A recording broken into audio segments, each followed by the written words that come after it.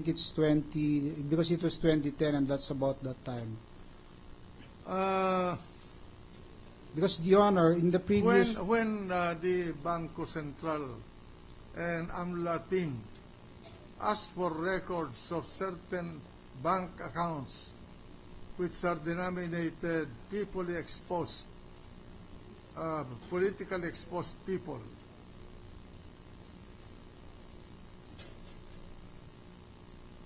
does the bank concerned, like you in this case,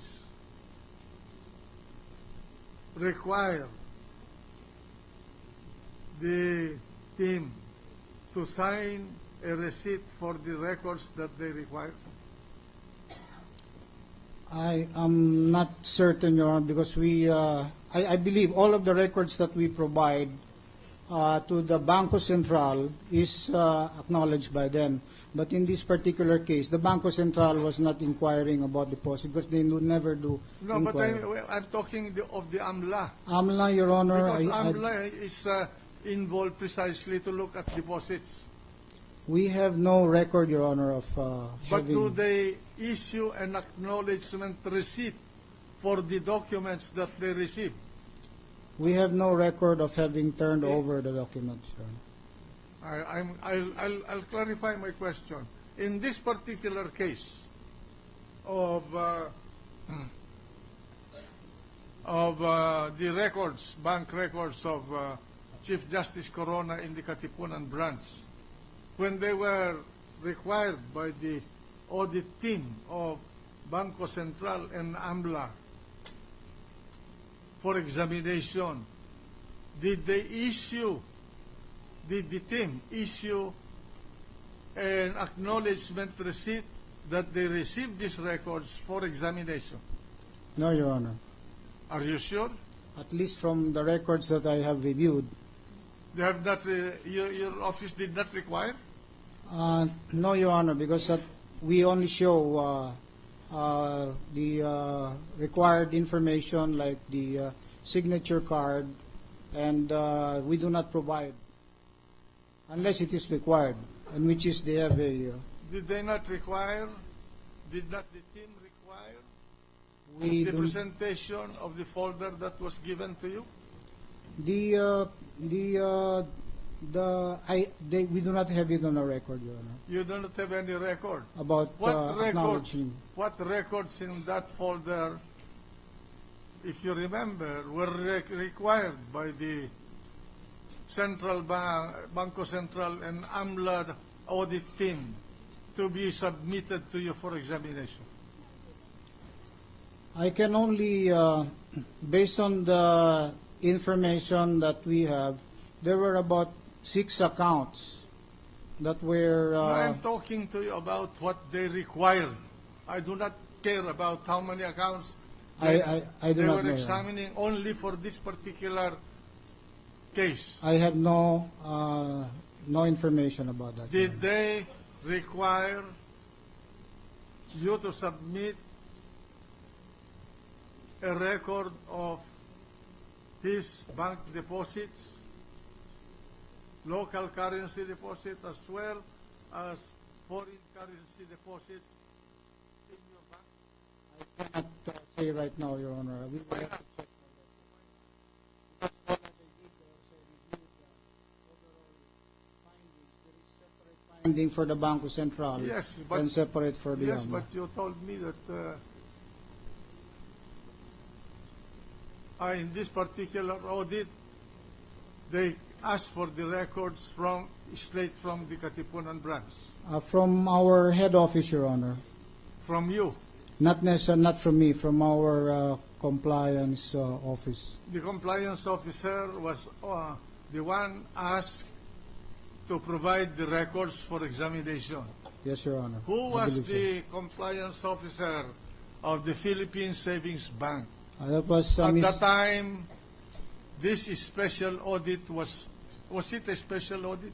It's a regular audit, Your Honor. Huh? Regular. Is this regular audit where the bank account of the Chief Justice Renato Corona of the Supreme Court was included among the accounts to be examined at random? Yes, Your Honor. There's a regular audit of Who was the our chief compliance officer at that your time compliance officer? Yeah. was Miss Grace de la Cruz, Your Honor. Is she still with you? No longer, Your Honor. She migrated already. Migrated to where? I'm not sure, Your Honor, if it's the U.S. or Canada. I'm not sure. Do they make a listing of the people to be from each bank to be examined? Do the audit team make a listing of the accounts to be examined when they request records from your compliance officer? I'm not certain, Your Honor. I will have to check and ask the people involved who handled this. Are you not familiar with the examination procedures of the Banco Central? This was not a Banco Central process, Your Honor. This is an AMLA process. AMLA. Yes, Your Honor. So maybe it's right to ask the AMLA people. Do you remember the AMLA people that were parts of the audit team? I do not recall, Your Honor, because it's just on the report. We can try to find out more. Now, is it possible that the record in question now before us, which your bank manager of Katipunan said to be fake,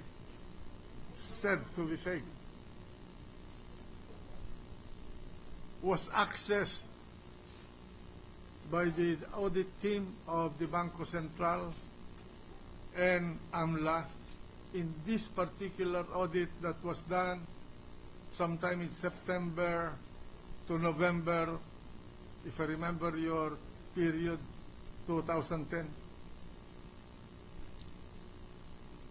I believe from the nature of the comments indicated in that they at least saw either the specimen signature card or a copy of it. Because there was a comment that the specimen signature card did not have the classification PEP on it.